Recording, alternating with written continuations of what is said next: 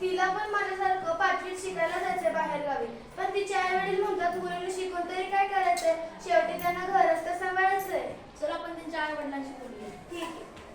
सकाराम, ए Sakaram. Hello hello, नमस्कार सरपंच साहेब. आज कसं काय नाही झालं?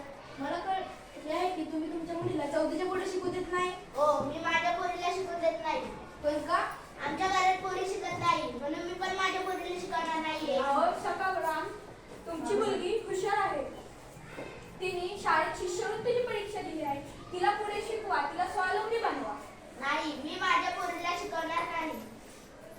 नमस्कार नमस्कार. जोशी मॅडम, आज कसं काय नाही झालं तुमचं? अहो मी ऐकलं आहे की तुम्ही स्नेहाला शाळेत पाठवणार नाही. का बरं असं?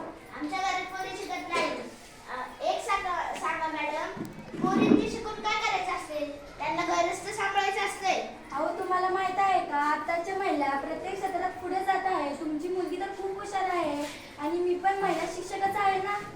नाही, मी माझ्या पोरीला शिकवणार नाही. बाबा पण मी आलो खेळून.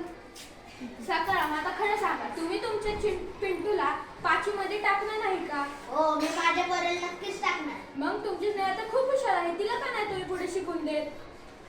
नाही, मी माझ्या पोरीला शिकवणार नाही.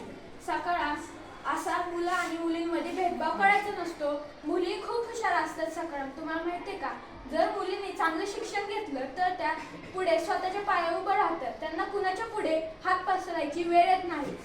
हो हो, मी पण माझ्या पोरीला शिकवणार. स्नेहा,